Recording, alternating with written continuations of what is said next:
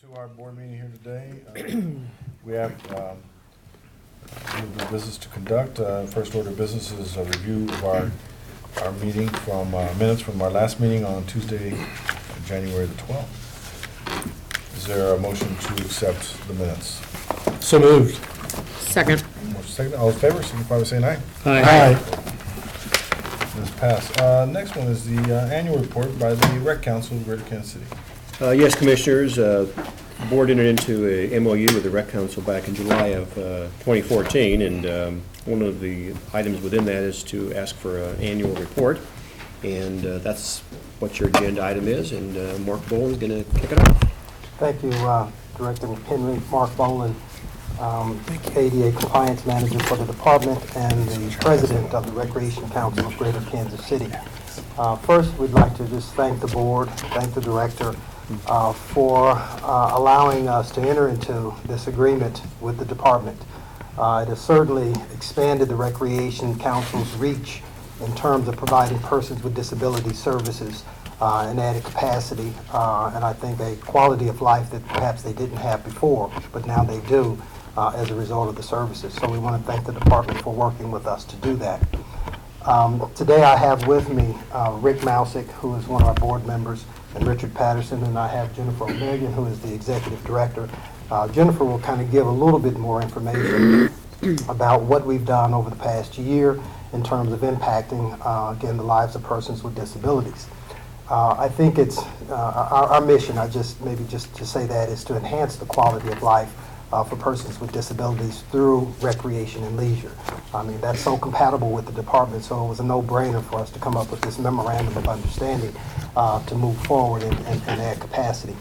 Also, would just like to take the opportunity, not only has the Parks Department been really, really good to the Recreation Council in terms of its mission and purpose, but we've really had a very fortunate relationship with the Kansas City Chiefs, who have helped us do these ability camps, the Kansas City Royals, Sporting KC, and we hope to work a little more closer. We've done it in the past, but we want to work more closer with the Mavericks, which is hockey.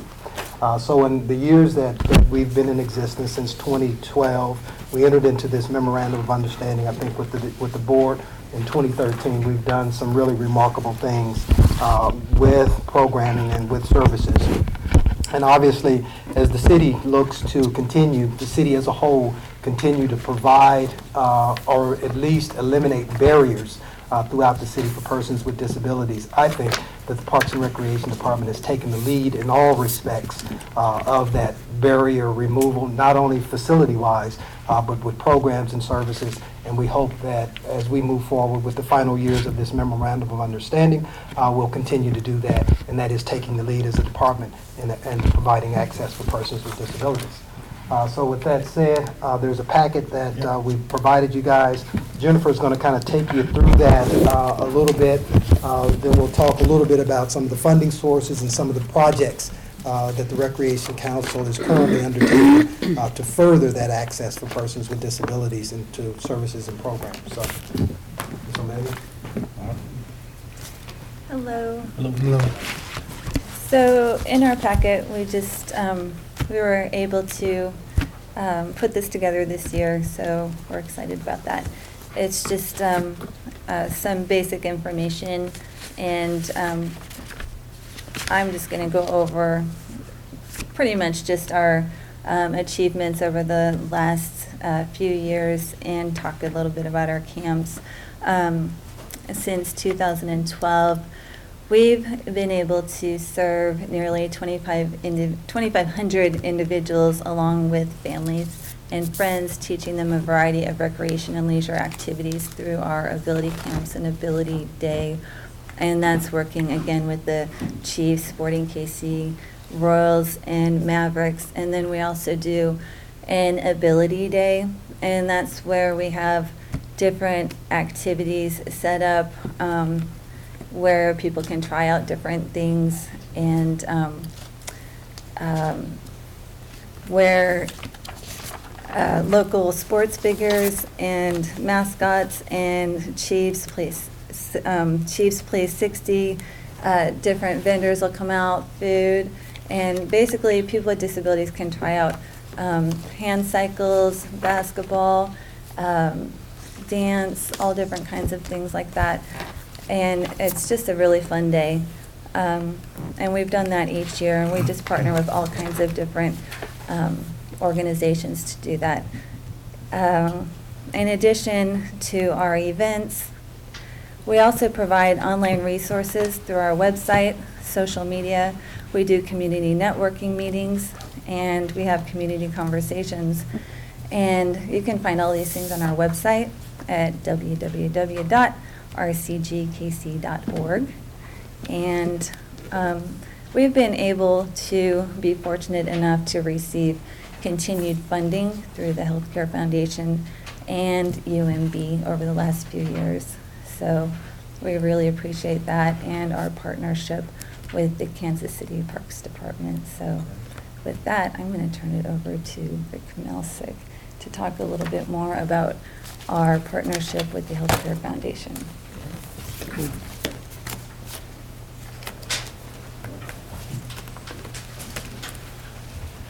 Thank you. And I too want to thank you all for the support we've gotten through the MOU. It's given us a good deal of stability so that we could go out and try some really exciting projects. One of these is asset mapping. Now, central to our mission is the removal of barriers between people with disabilities and supports and opportunities that are in the community. We're doing this, we're addressing this by way of an asset mapping project. Now, asset mapping is not a new concept. It was developed, I think, in the late 80s or early 90s by McKnight and Kretzmann at the University of Chicago. No, sorry, Northwestern. What it involves is to identify assets in the community and put them in a geographic context. I first did an asset mapping project back in the 90s, and you literally had push pins on maps. That was what it was all about. So what we've been doing with the asset mapping project, which is funded, by the way, by the Community Foundation, or the Healthcare Foundation, is we have put together a resource directory. Now, we've got 30 agencies working with us to identify community assets, and we're putting together a resource directory. This will solve the problem of awareness of community assets. And once we get this resource directory compiled, we're going to put all these assets on Google Maps. So people who check into the Rec Council's website can look at the maps and see where these various resources are. We're off to a really good start, and we've received word recently that we're getting more funding from the Healthcare Foundation for a second year, and for the second year, we're going to incorporate a gap analysis, which is the next logical step in an asset mapping project. So once we know where the assets are, then we can better define what the gaps are, what the gaps in services. For example, and this is one that we expect to be first and foremost, is transportation. If a person with a disability lives in Olathe and the resource they need is in Parkville, that can often be a problem. So we're going to work again with these same 30 agencies to identify the gaps in services, and we're going to do this through community listening sessions and also through online surveys. And so at the end of the second year, we should have a pretty good idea of what the assets in the community are and what the gaps are that prevent people from accessing these resources. Now, the step after that is to form an advocacy committee so that we can work with public and private agencies to make sure that these barriers are surmountable for people with disabilities. So that's Asset Mapping 101, Kretzmann and McKnight. So now I'm going to turn it over to Richard Patterson, who will kind of bring things to a conclusion here. Thank you again. Thank you. I'm the newest member of the board, and I have found that my primary duties have been to raise funds. And that's a little tough. It's the toughest job I've had in a long time. Knowing that we do have the memorandum of understanding with you guys does lend to when I ask for money from people, they ask who, what, when, and where. And like I said, I've only been on the board for a few months, but these are some of the nicest people I've ever worked with, and they're really committed to this. And it's a great organization. When I do go to people and ask for money, they tend to try to give me something based on the fact that everyone knows someone with special needs. So that's about all I have at this point, but Mark? Thank you. Thanks, guys. So that's kind of the report. I mean, most of the information is in the packet that we provided you guys. And I think at this point in time, if there's some questions that you may have of the Recreation Council, we'd be more than happy to address those or answer those as best we can. Do you have any outreach to other nonprofits that serve handicapped individuals, and how does that work? And have you been able to build relationships with, with other groups, and, any indication as to the numbers of the successes of that? Well, I will just bear what Mr. Mausick said about the 30 partners that are looking to help us with this asset mapping. So we have at least, at the minimum, 30 organizations that serve persons with disabilities and other organizations that we partner with on a regular basis. At one point in time, we were having community meetings, at least last year. We look to start those up again this year for all the agencies that provide services to persons with disabilities. So yes, we have, and we will continue to reach out to other organizations that serve this population. Not only serve this population, but that are interested in assuring that people of all abilities get the opportunities that they too are entitled to within our community. So there's agencies that serve persons with disabilities. There's agencies that we're working with that fund projects such as ours. And then there's public service agencies such as the Parks and Recreation departments throughout the greater Kansas City area that provide services. So we're totally engaged in our community, and we look to do that even more so in 2016. You mentioned agencies. Are there private groups other than governmentally sponsored agencies, clubs and this type of thing, of individuals who, say, are families that have handicapped children that work together to try to do things? Is there any outreach or any connection to that part of the community? I think our outreach is pretty expansive. I mean, if we were to mention several, I mean, we could start with the whole person, if that's the kinds of agencies that you're talking with. I mean, we've worked with the whole person. We've worked with the Y, who has a very pretty broad service delivery for persons with disabilities. We've worked with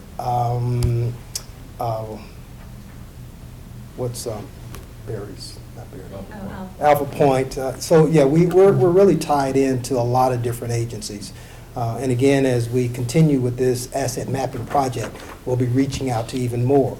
We also wanted to take this opportunity to share with the board, or at least ask the board, if there are other agencies that you guys are aware of, both in service capacity and or funding. We would want to get that information as well.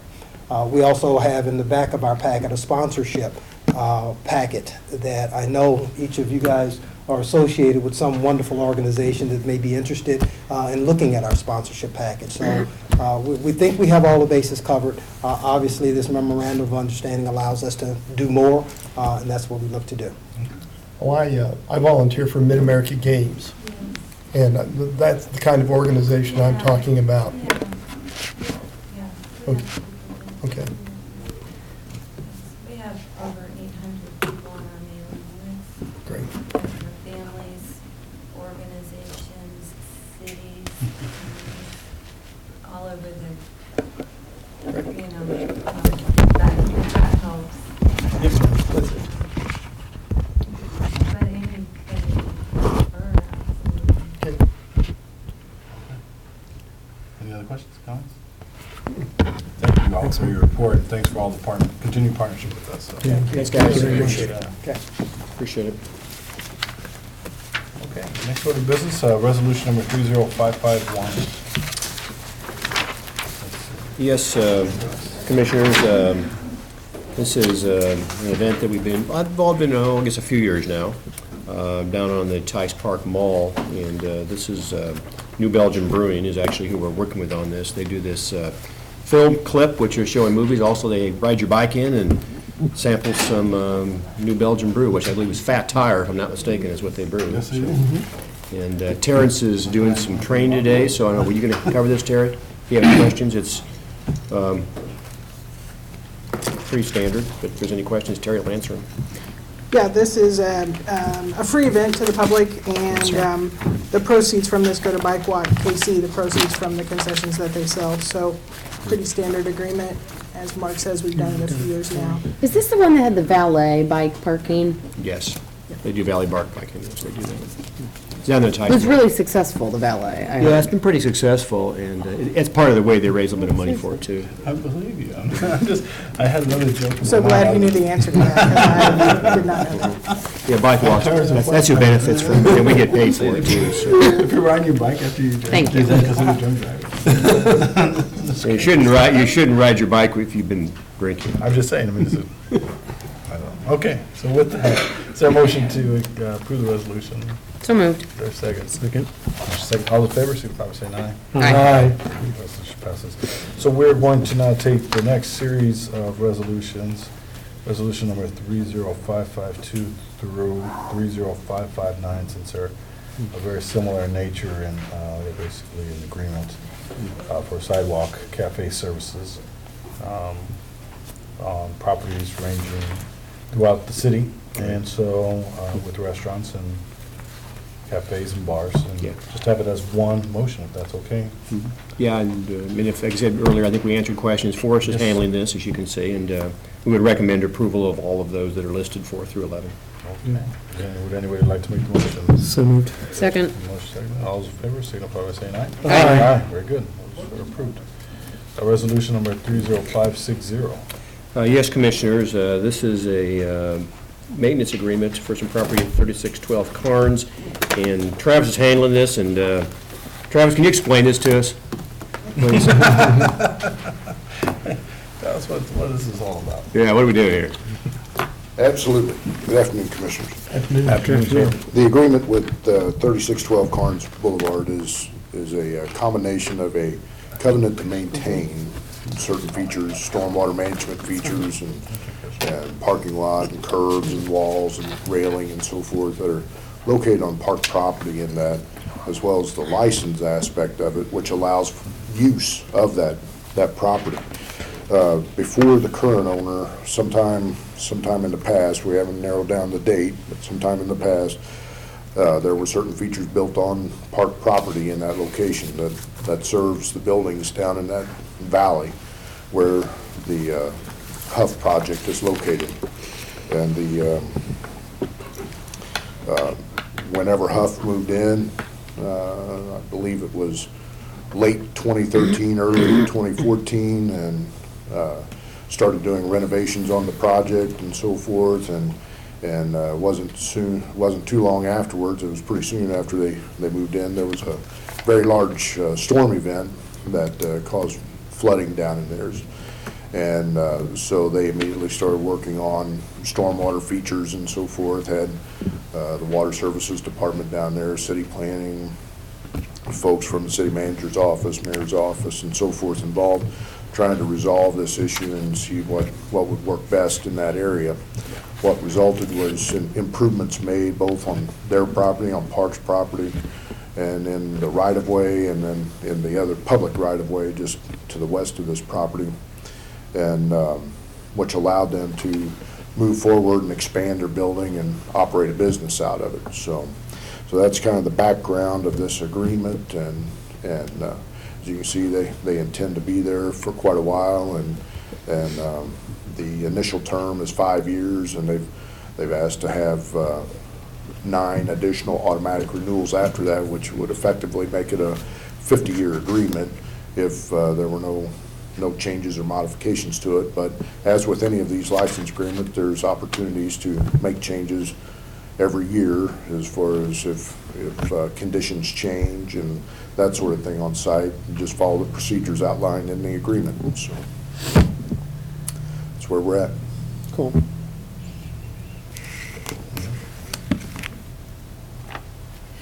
Any questions, comments? All right. Hearing none, is there a motion to accept? So moved. Second. Second. All right, all in favor, signify by saying aye. Aye. Very good. We're done with that. On to the director's reports. Major construction.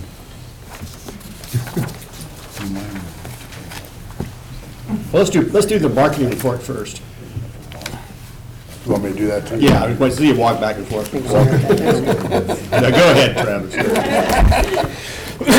Good afternoon, Commissioners and the Director. Oh, boy.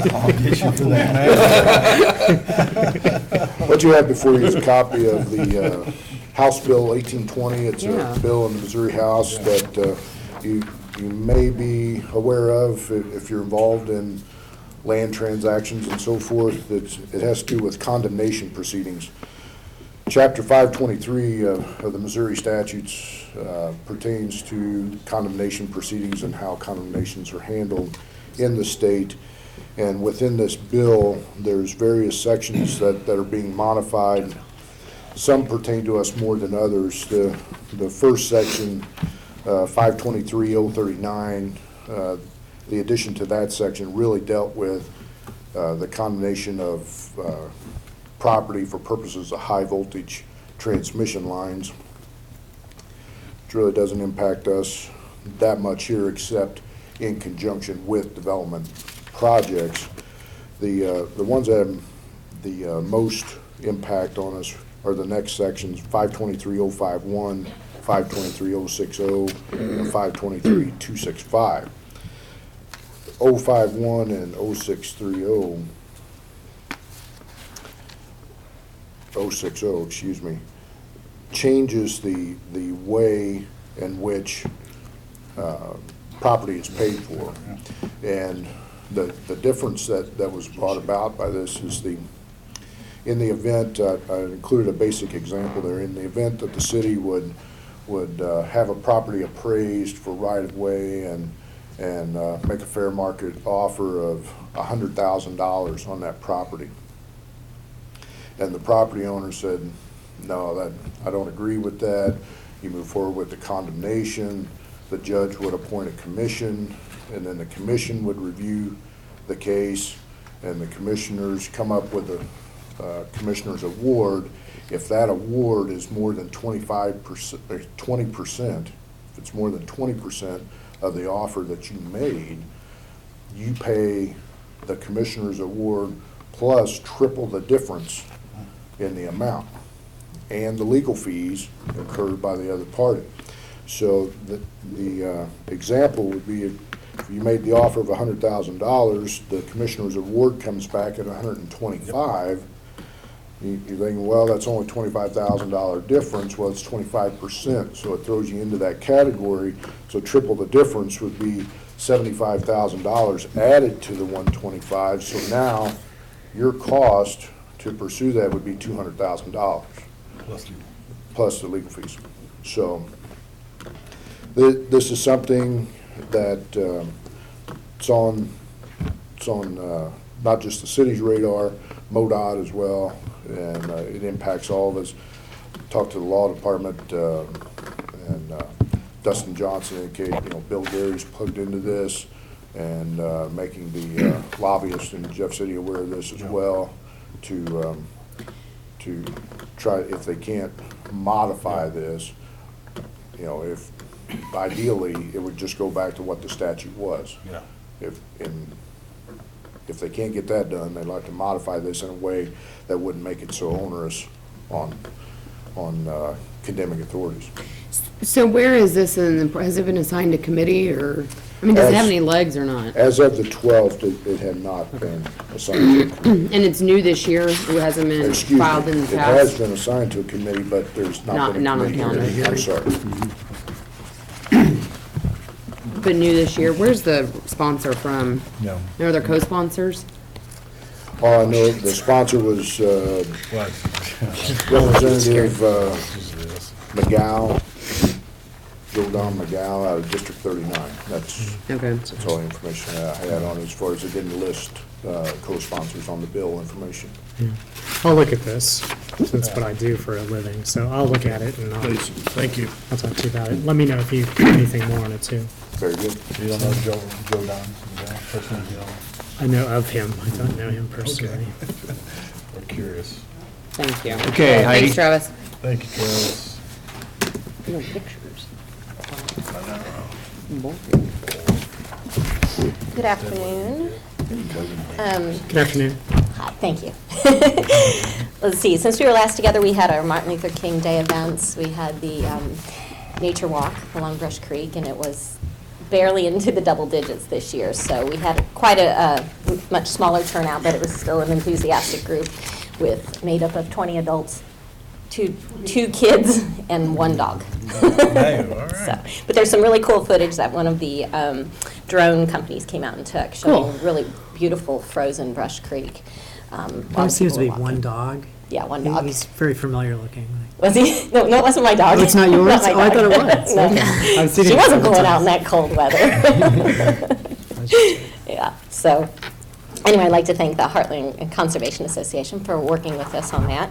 We also had the Kids Fun Fest at the Southeast Community Center and had about 100 people attend that throughout the day. So now, and sounding like a broken record, we're working on the some publications, the 2015 year in review, and then of course the spring and summer guide, and these will all be anticipated to be to the printer, or back from the printer by the end of February. So we're also updating the website with all the new programs and fees and everything, so it's just kind of a constant updating process that we're working on right now. And then putting together our calendar of events, particularly the big ongoing annual events for 2016. I have a couple here that I did not get on before this went out. Of course, our kind of season kicks off with our participation in the St. Patrick's Day parades. And that will be March the 12th for the Brookside Parade and March the 17th for the parade on Broadway. So if you or your children or family and friends would like to ride or walk along with us in those parades, please let me know. And then I do have a date now for the opening of the Go Ape Adventure Course Oh, good. in Swope Park, and that is Saturday, April the 9th. And the ribbon cutting, kind of VIP opening will be at 9:15 in the morning.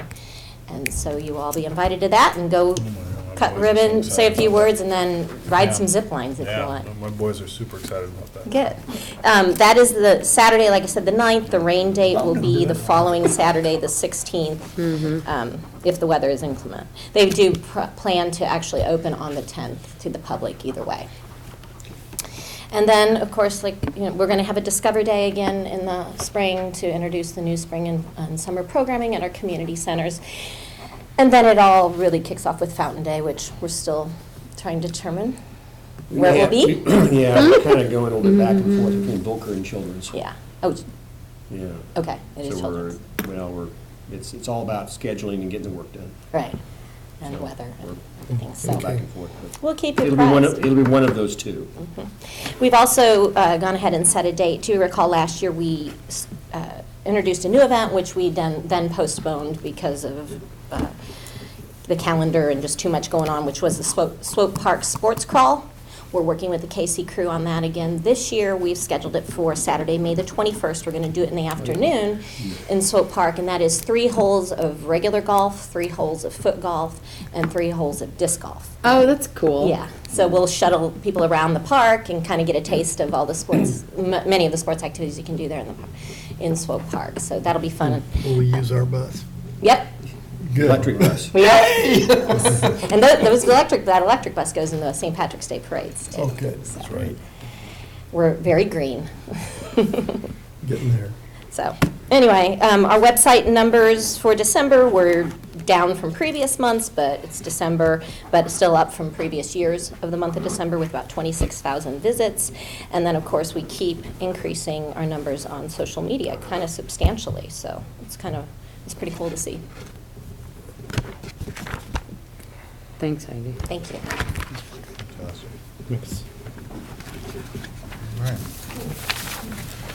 All right, public hearing, seeing none, is there a calendar review we want to do really quick? Beyond a few things that Heidi mentioned, next board meeting is on the 9th February, and then Platte County Parks Partners on the 10th.